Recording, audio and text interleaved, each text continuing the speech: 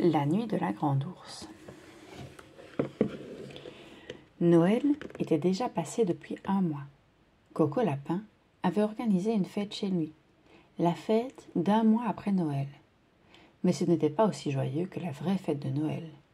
Il n'y avait pas de tête de Père Noël sur le gâteau et pas un seul chapeau rigolo. Ses invités, Winnie l'ourson, Porcinet, Maman Gourou et Petit Gourou, s'efforçaient d'être aussi gentils que possible avec Coco Lapin. « Moi, j'aime beaucoup les gâteaux ordinaires, dit Maman Gourou, sans aucune décoration. Et quel soulagement de ne pas avoir à porter l'un de ces chapeaux en papier qui gratte, continua Winnie.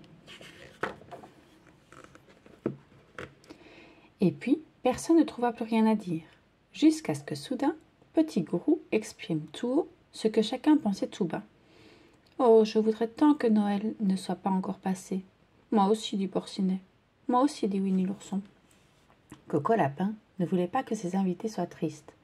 Alors, il eut une idée. Il disparut au fond de son placard et réapparut avec un cadeau, enveloppé dans un beau papier rouge et noué d'un ruban doré. « Il est magnifique !» s'écrièrent ses amis ébahis. « Est-ce qu'il est pour nous ?» À vrai dire, je ne sais pas du tout pour qui il est. Je l'ai trouvé caché derrière mon sapin, le jour de la fête des rois, et il n'avait plus d'étiquette. Alors, je l'ai mis de côté, en attendant le jour où quelqu'un aurait vraiment besoin qu'on lui fasse un cadeau. Et je crois que ce jour est arrivé. « Mais qui va l'ouvrir ?» demanda Winnie. « Ouvrons-le tous ensemble, dit Coco Lapin. Ce sera un cadeau à partager. » Et dans la pièce, on entendit alors des bruits de rubans défaits et de papier déchiré qui faisaient penser à Noël. « C'est une petite lampe de poche, » s'écria Petit Gourou en dansant de joie.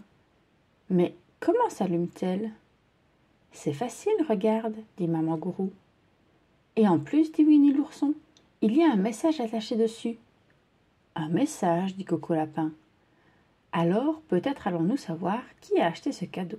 Je vais le lire. » Et c'est ce que fit Coco Lapin. Le message ne dit pas de qui est ce cadeau, ni pour qui il est. C'est plutôt une charade. Voilà ce qu'il dit. Gros animal qui ne sort que la nuit. Réponse, grand ours.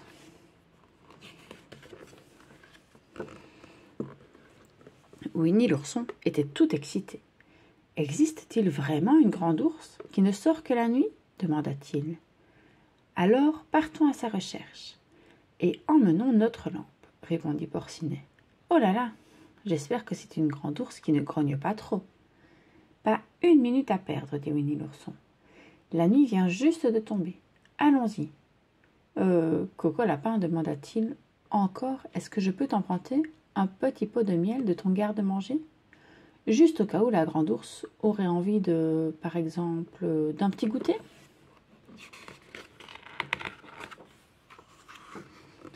Et les amis se mirent en route à travers la forêt obscure.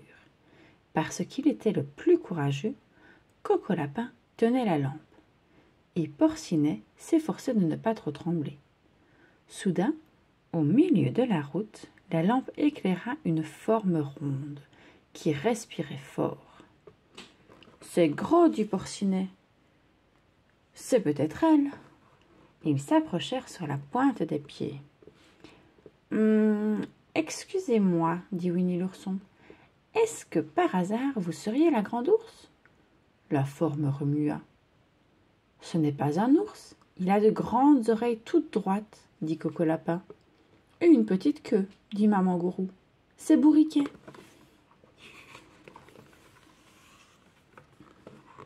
« Tu sais, Bourriquet, dit Winnie, nous t'avons pris pour la grande ours. »« C'est ridicule, dit Bourriquet. Est-ce que je suis quelqu'un de grand, moi ? Certains sont grands de naissance, certains deviennent grands parce qu'ils le veulent bien, et les autres font ce qu'ils peuvent. »« Mais pourquoi n'es-tu pas dans ta cabane, Bourriquet ? » demanda Winnie l'ourson. « Eh bien, j'ai essayé de rentrer chez moi, mais en arrivant, j'ai entendu respirer à l'intérieur. J'ai pensé qu'il valait mieux ne pas déranger la personne jusqu'au matin. » Et puis, je me contente de peu, tu sais.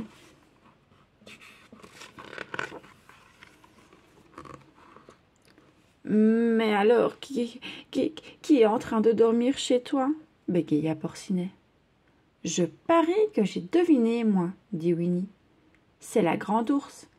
Et si elle est un peu comme moi, elle va bientôt se réveiller avec une petite faim. Allons lui proposer un casse-croûte. Bourriquet les emmena chez lui. Coco-Lapin projeta la lumière entre deux piquets. Et en effet, il aperçut une grosse bête dans un coin, couchée sur le lit de paille de Bourriquet. « Bonjour » cria l'ourson. Mais la grosse bête ne bougea pas.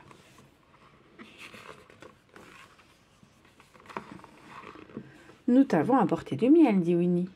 Allez, grand ours, réveille-toi. » Et très doucement, l'ourson caressa le dos de l'animal, du bout d'un bâton. Ils entendirent alors un grognement.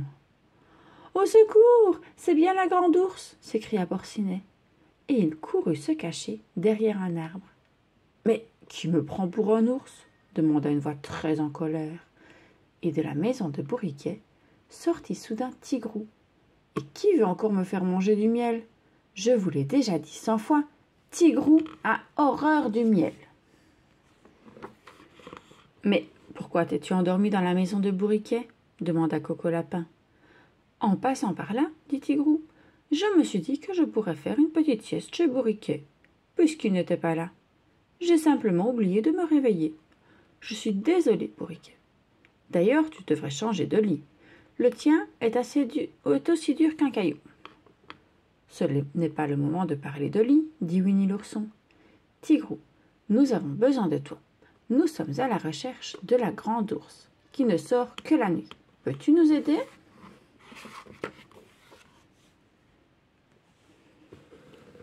Je sais où vivent les ours. Ils habitent dans des grottes, dit Tigrou. Je parie que vous trouverez cette grande ours dans la fameuse grotte au coin nord de la forêt. Quelle bonne idée ! S'écria Winnie. Allons-y. Dans la forêt des rêves bleus, le terrain était rocailleux et accidenté. Mais la lampe éclaira le chemin des amis jusqu'à l'entrée de la petite grotte. J'y vais, dit Winnie l'ourson, et j'emprunte le pot de miel avec moi. Quand la grande ours flairera son parfum, elle sortira. Mais Winnie l'ourson oublia d'emporter la lampe, et quand il eut pénétré dans la partie sombre de la grotte, il trébucha sur un caillou. « Ouille !» gémit-il. Mais ce n'est pas « ouille » que l'on entendit. L'écho amplifia tellement le son qu'il retentit comme un grondement sonore. « Ouh, yeah !»« Au secours !» s'écria Porcinet. « Voilà la grande ours !» Et Porcinet prit ses jambes à son cou. Dans sa course, il rencontra une silhouette familière, en pyjama rayé, qui portait un tube long et fin. « Jean-Christophe !» s'écria Porcinet. « Viens vite, nous avons trouvé la grande ours !»« Ça tombe bien, dit Jean-Christophe. Je suis justement sorti pour l'observer avec mon télescope. »« Ton télescope ?» dit Porcinet. « Tu n'auras pas besoin de télescope. L'ours est tout près d'ici. Je l'ai entendu grogner. » « Tu ne risques pas d'entendre la grande ours, dit Jean-Christophe. Elle se trouve à des millions de kilomètres d'ici, très loin dans le ciel. »« Alors, elle ne risque pas non plus de me dévorer ?» demanda Porcinet. « Mais non, Porcinet, cette grande ours-là ne mange rien, dit Jean-Christophe en riant. » Au même moment, Winnie l'ourson sortit de la grotte. « Il n'y a pas d'ours là-dedans, dit-il.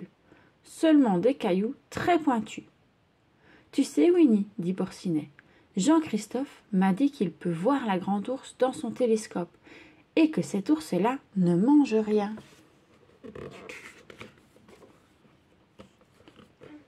« Alors, c'est moi qui vais manger son miel, dit l'ourson. Et c'est ce qu'il fit sur le champ. « Jean-Christophe, dit Porcinet, s'il te plaît, Montre-nous la grande ours. Jean-Christophe tendit le télescope à Porcinet. Regarde là-haut en fermant un œil et dis-moi ce que tu vois. Je vois 7 étoiles et elles forment une sorte de grande casserole, dit Porcinet. Est-ce que je peux regarder moi aussi demanda Winnie l'ourson. Il regarda dans le télescope en fermant un œil. Moi, je trouve qu'elles ont plutôt la forme d'un ours.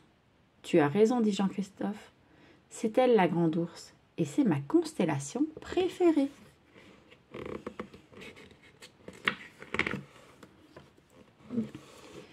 J'ai offert un cadeau pour Noël à Coco Lapin, et j'ai même attaché une petite devinette. Mais il ne m'a pas encore écrit pour me remercier. C'est parce que nous n'avons ouvert le paquet que ce soir, expliqua Coco Lapin.